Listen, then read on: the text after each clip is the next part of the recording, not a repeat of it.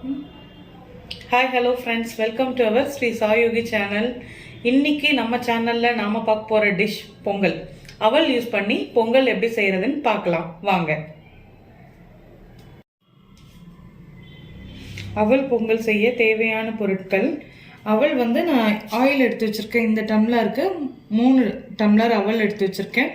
1 tumbler பாசிப்பருப்பு, நெய் தேவையான அளவு, ஆயில் இந்த 1 டம்ளர் எடுத்துக்கலாம். அப்புறம் மிளகு ஜீரகம் ஏற்கனவே பொடி பண்ணி வச்சது 1 ஸ்பூன், முழுசாக வந்து ஒரு 1/2 ஸ்பூன் மிளகு, 1/2 ஸ்பூன் ஜீரகம், கருவேப்பிலை தேவையான அளவு, பச்சை மிளகா, சில்லி ஃப்ளேக்ஸ், 1 துண்டு இஞ்சி நான் பொடிசாக கட் பண்ணது. வாங்க அவல் பொங்கல் எப்படி செய்யறதுன்னு பார்க்கலாம்.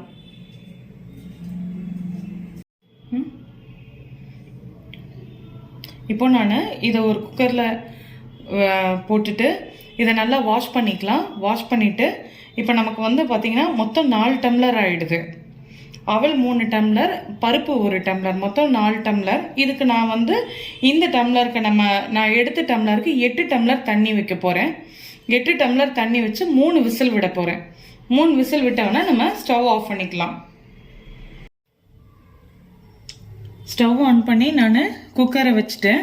இதில் வந்து நீங்கள் குக்கரில் அவல் வைக்கும் போதே உப்பு தேவையான அளவு நீங்கள் யூஸ் பண்ணிக்கோங்க. 3 விசில் வந்தோடனே ஸ்டவ் ஆஃப் பண்ணிட்டு ஏர் ரிலீஸ் ஆனோடனே அதுக்கப்புறம் நம்ம எடுத்து வச்சிருக்க இஞ்சி இதெல்லாமே தாளிப்பு போட்டு அதில் ஆட் பண்ணிக்கலாம். இப்போ ஸ்டவ் ஆன் பண்ணிட்டு கடாய் வச்சுட்டு கடாய் ஹீட் ஆனோடனே ஆயில் ஊற்றிக்கலாம்.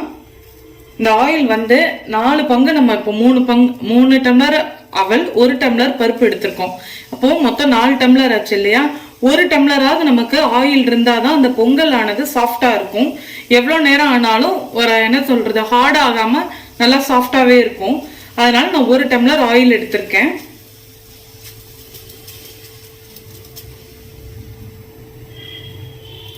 கடாய் ஹீட் ஆயிடுச்சு. நான் இப்போ ஆயில் யூஸ் பண்ணிக்கிறேன்.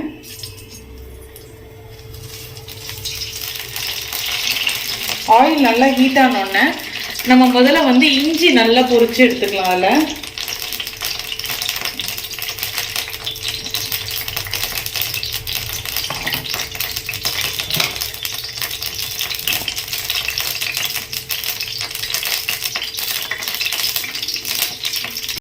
ஃபோக்கஸ் பண்ணிட்டு இப்போ ஆயில் நல்லா ஹீட் ஆயிடுச்சு. நான் ஃபர்ஸ்ட் வந்து இஞ்சி தான் பொரிய விடுறேன்.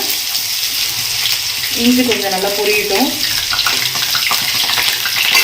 இஞ்சி பொரிஞ்ச உடனே இந்த பச்சை மிளகாய் ஆட் பண்ணிக்கிறேன்.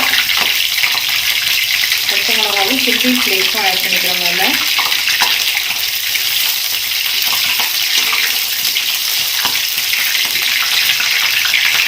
இப்போ கருவேப்பிலை ஆட் பண்ணிக்கிறேன்.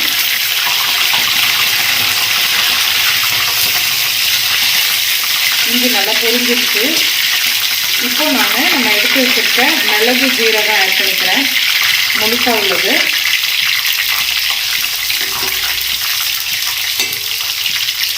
லாஸ்டா இந்த பெப்பர் பவுடர், ஜீரக பவுடரை ஆட் பண்ணிக்கிறேன். பண்ணிட்டு ஸ்டவ் ஆஃப் பண்ணிடுறேன்.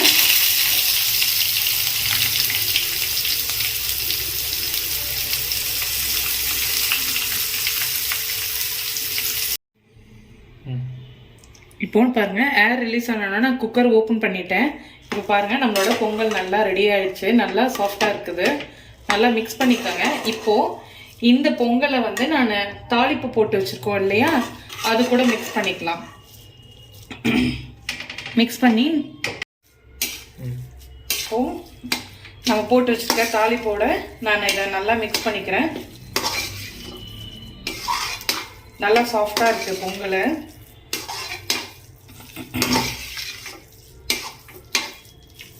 இப்போ இது மேலே நான் நெய் தேவையான அளவு நெய் ஊற்றிக்கலாம். நான் வந்து ஒரு 2 ஸ்பூன் மட்டும் நெய் ஆட் பண்ணிக்கிறேன். அதில் உங்களுக்கு தேவைப்பட்டால் நீங்கள் நிறைய யூஸ் பண்ணிக்கோங்க. ஏற்கனவே நான் ஆயில் வேற நிறைய யூஸ் பண்ணியிருக்கேன். இந்த பொங்கல் எவ்வளோ நேரம் ஆனாலும் ஹார்டாக இருக்காது, கொஞ்சம் சாஃப்டாகவே இருக்கும்.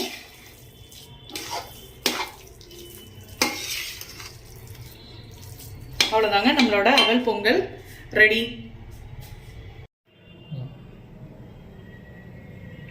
இப்போ நம்மளோட அவல் பொங்கல் சூப்பராக ரெடி ஆயிடுச்சு. இந்த அவல் பொங்கல் செய்யறதுக்கு நான் எடுத்துக்கிட்டது சிகப்பு அவல், கட்டி அவல். அது மாதிரி நீங்கள் அதை எடுத்துக்கிட்டிங்கன்னா தான் இது நல்லா இருக்கும். லேஸ் அவல் யூஸ் பண்ணால் பொங்கல் நல்லா இருக்காது, அது உடனே குழஞ்சிரும். இது அப்படி இல்லை, நின்று வேகும். அதனால நான் சிகப்பு அவல் எடுத்திருக்கேன். நீங்களும் அதே யூஸ் பண்ணிக்கோங்க. இதுக்கு காம்பினேஷனாக நான் இன்னைக்கு தேங்காய் சட்னி வச்சுருக்கேன். இதோட வேணும்னா நீங்கள் சாம்பார் வச்சுக்கோங்க ஃப்ரெண்ட்ஸ். இந்த வீடியோ உங்களுக்கு பிடிச்சிருந்தா லைக் பண்ணுங்க, ஷேர் பண்ணுங்க, கமெண்ட் பண்ணுங்க. மறக்காம நம்ம சேனலுக்கு சப்ஸ்கிரைப் பண்ணுங்க. பக்கத்தில் உள்ள பெல் ஐக்கானை கிளிக் பண்ணுங்க. Thank you friends.